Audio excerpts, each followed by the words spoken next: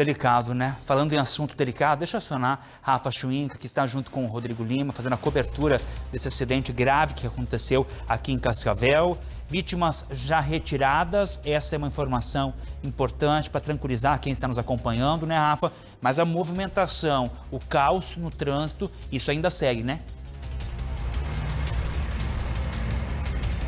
Até para a gente atualizar as pessoas que estão acompanhando com a gente todo esse trabalho, as duas vítimas, eu acabei de confirmar agora com as equipes do Corpo de Bombeiros, eles nos informaram o seguinte: as duas vítimas, sim, tiveram ferimentos considerados graves, principalmente na região das pernas, já que foi a região onde que boa parte ali, né, da estrutura acabou ficando presa, mas eles disseram que a situação delas é considerada estável, elas inclusive conseguiam conversar com eles. A questão até do oxigênio foi uma maneira de precaução por parte das equipes que estavam realizando o atendimento, já que durava mais de 1 hora. Para ser mais exata, depois de 1h30, eles conseguiram então fazer a retirada dessa segunda vítima, uma senhora de 64 anos. E com relação ao trânsito, nesse momento, o caminhão guincho acabou de chegar aqui para conseguir fazer a retirada, primeiramente do motorhome, que está ali, né, preso, né, praticamente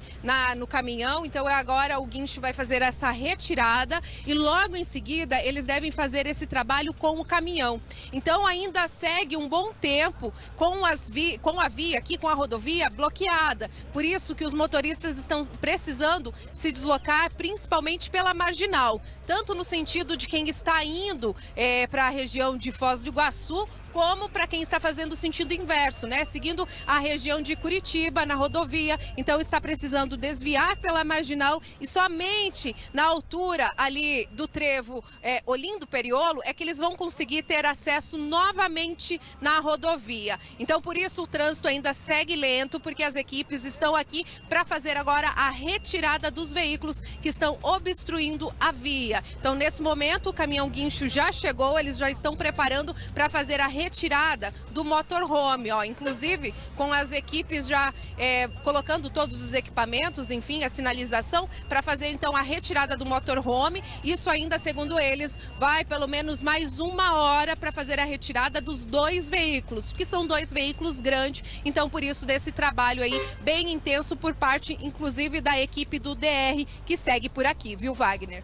Olha, a equipe que vai acompanhando, Raul Stanásio está num canto, Ivonei Cardoso junto com ele. Agora a imagem é do Rodrigo Lima. Rafa, obrigado pela participação, tá? A Rafa segue nesse local aí. A gente vai conversar também no RIC Notícias Noite agora sobre esse e muitos assuntos que envolvem Cascavel. RIC Notícias Noite que chega já já com a informação de todo o estado. Nesse momento, a movimentação do caminhão guincho, tá? Porque tudo, claro, amparado pelos profissionais que estão ali e também pela Polícia Rodoviária Federal fazendo a sinalização, principalmente para evitar que outros acidentes aconteçam. Nesse momento, essa é a principal preocupação, né? Aí eu percebi, inclusive, nas imagens aí aqui, ó, imagens de lideranças que nós já ouvimos, inclusive empresários que estão aqui, ó, de camisa azul, empresários que são lideranças importantes da região sul, que tem comércio, tem moradores aí que levantam a bandeira pedindo que algo seja feito. A duplicação é o mínimo, é o que a gente merecia e que é necessário. A gente precisa de uma trincheira, de um viaduto, seja um pouquinho mais abaixo, na baixada aí do Cascavel Velho, seja nesse local. O que não dá é para ficar nessa situação, tá? Agora a intenção é retirar. A princípio, pela movimentação, eles vão colocar o guincho para puxar um motorhome, tá? Para retirar, então, o motorhome que também está na rodovia. Aí, tirando o motorhome, nesse momento as equipes plugando, colocando cabo de aço e tudo mais, é importante que as pessoas não fiquem próximas, tá? Então, nossa equipe vai distanciando, o Rodrigo Lima, Rafa Schwinka também, porque às vezes pode estourar um cabo de aço, algo nesse sentido, e aí se vai para uma pessoa, pode ser um incidente, inclusive. O bombeiro está com você, né, Rafa? Isso mesmo, eu estou aqui com o aspirante Querish para falar para a gente a respeito desse atendimento. Vocês tiveram muito trabalho, 1h30 aí, várias equipes, realmente para fazer a retirada das 2 vítimas, né? Boa noite. Boa noite, Então a gente foi acionado aqui para um acidente no trevo da Portal entre um caminhão e um ônibus. Com a nossa chegada aqui não havia vítimas no caminhão, o condutor já havia saído e havia um casal preso no banco da frente do ônibus, que na verdade é um trailer. Então, alguns obstáculos que a gente encontrou ali dentro acabaram por levar mais tempo que a gente conseguisse retirar eles, né? Então, por exemplo, tinha um sofá ali, uma porta, um ar-condicionado. Foram alguns objetos que acabaram dificultando um pouco o nosso trabalho, mas foi realizado com sucesso. Qual a gravidade das vítimas? Alguns dos seus colegas já até passaram para nós ali, código 2, né? Mas para a gente falar para o pessoal de casa entender qual seria essa situação. Então, o código 2 é quando não são mais apenas lesões leves que as pessoas têm, mas que não correm o risco de vida iminente. Então, ambos ali, os principais ferimentos eram em membros inferiores, que foi a parte que ficou ali um pouco prensada abaixo do painel, mas ambos, a princípio, em estado estável, já deslocando ou deslocados ao hospital. Vi que várias viaturas vieram para cá, ao todo aí, quantas pessoas pelo menos estiveram aqui trabalhando? Então, ao todo aqui foram deslocadas 4 viaturas, totalizando 9 bombeiros militares aproximadamente, mais os outros apoios, né? Polícia Rodoviária Federal, tem o pessoal da Polícia Civil que estava passando ajudando no isolamento, fora o pessoal da rodovia também.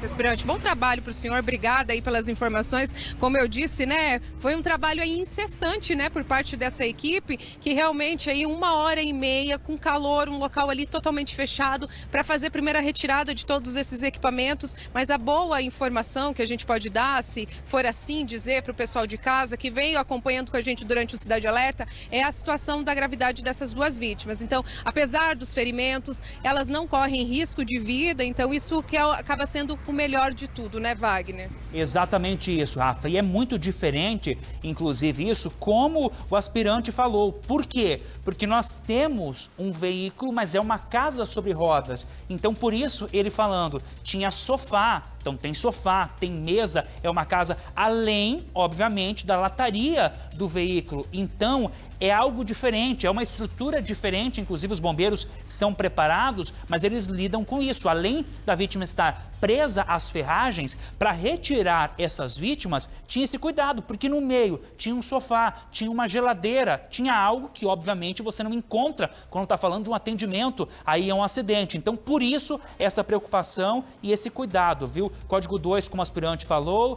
é uma vítima em estado grave, tem fratura em membro inferior, principalmente nas pernas, mas não é uma vítima em código 3. Por isso que a gente aqui vai falando esses dados, decodificando. Código 3 é uma vítima que tem risco de morrer. Nesse caso, então, tranquilizando todos que estão acompanhando, gente de fora, inclusive participando da nossa live lá no YouTube também, para tranquilizar parentes, amigos desse casal, principalmente, que nenhuma das vítimas corre risco de morrer, tá? E nós mostramos, inclusive, no começo do programa, no nosso primeiro bloco, na abertura do Cidade Alerta, a entrevista com o motorista do caminhão. Esse que está agora, ó, que saiu na frente da tela agora, esse homem de boné, o motorista do caminhão, ele está acompanhando, ele está assustado, mais de 40 anos de boleia, nunca se envolveu em um acidente, mas a vida é uma só e nesse momento a preocupação também é com as vítimas que foram levadas ao hospital e com o trânsito, porque tem muita gente dependendo do trânsito nesse momento, está caótico, filas quilométricas, e o que a gente não quer